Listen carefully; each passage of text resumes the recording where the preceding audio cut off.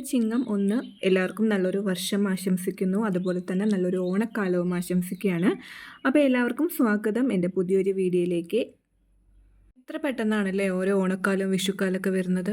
അതിന് നമ്മുടെ തോന്നലാണോ അതോ ആ തോന്നൽ ശരിയാണോ എന്നൊന്നും അറിയില്ല. പക്ഷെ വളരെ പെട്ടെന്ന് വന്നു പോകുന്ന പോലെ ഒരു ഫീലിംഗ്. ഒരുപാട് നല്ല നല്ല ഓർമ്മകളാണല്ലേ ഈ ഓണക്കാലത്തുള്ളത്. എൻ്റെ വീട്ടിലൊക്കെ ആണെങ്കിൽ ഈ 10 ദിവസം അത്തം തൊട്ട് തിരുവോണം വരെ 10 ദിവസവും പഴവും പപ്പടവുമാണ് ബ്രേക്ക്ഫാസ്റ്റ് ഉണ്ടാവുക. അതിന് ഈ അത്തത്തിന് മുമ്പേ പഴക്കൊല വാങ്ങി വയ്ക്കും. പിന്നെ ഓണക്കോടി എടുക്കാൻ പോവുക, പൂക്കളമിടുക, അങ്ങനെ ഒരുപാട് നല്ല ഓർമ്മകളാണ് ഈ ഓണക്കാലത്തെക്കുറിച്ചുള്ളത്. അങ്ങനെ ഇന്നത്തെ ഒരു ദിവസം തുടങ്ങുകയാണ്. ചായ കുടിച്ചതിന് ശേഷം ബ്രേക്ക്ഫാസ്റ്റ് ഇന്ന് ഇഡ്ഡലിയും സാമ്പാറുമാണ്. സതീഷേട്ടൻ ഇന്ന് കുറച്ച് നേരത്തെ പോകണം എന്നുള്ളത് കൊണ്ട് ബ്രേക്ക്ഫാസ്റ്റ് ഉണ്ടാക്കി വെച്ചിട്ട് വേണം എനിക്ക് അമ്പലത്തിൽ പോകാനായിട്ട്. അപ്പോൾ ഇഡ്ഡലിയും സാമ്പാറും ഇങ്ങനെ വിശേഷ ദിവസങ്ങളിലൊക്കെ സാമ്പാർ വെച്ച് കഴിഞ്ഞാൽ ആ ഒരു പണി കഴിഞ്ഞല്ലോ. നമുക്ക് എപ്പോഴും ഒരു വിശേഷ ദിവസം എന്ന് പറയുമ്പോൾ ഏറ്റവും ആദ്യം ഓർമ്മ വരിക കൂട്ടാനുകളിൽ സാമ്പാറാണ്. അപ്പോൾ ഒരു സാമ്പാർ വെച്ച് രാവിലെ ഇഡ്ഡലിക്കുമായി, ഉച്ചത്തെ ചോറിനുമായി. അപ്പോൾ സാമ്പാർ വെക്കുകയാണ്. സാമ്പാർ വെച്ച് ഇഡ്ഡലി ഉണ്ടാക്കിയിട്ട് കൊടുത്തിട്ട് വേണം എനിക്ക് അമ്പലത്തിൽ പോകാനായിട്ട്.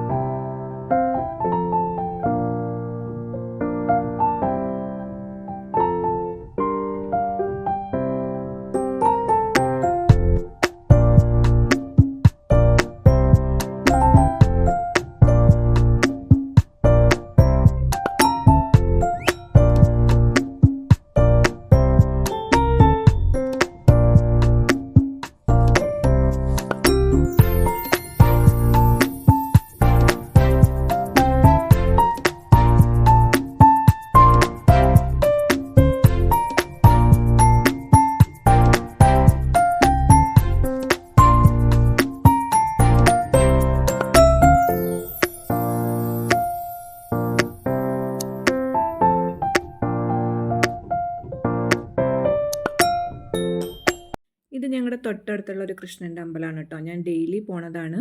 അപ്പോൾ അവിടെ പോയിട്ട് തൊഴുത് വന്നതിന് ശേഷം പിന്നെ പായസം ഉണ്ടാക്കാമെന്ന് വിചാരിച്ചു. ഇന്ന് എന്തായാലും ഒരു 1-ാം തീയതി അല്ലേ. അപ്പോൾ പായസം ഉണ്ടാക്കാമെന്ന് വിചാരിച്ചു.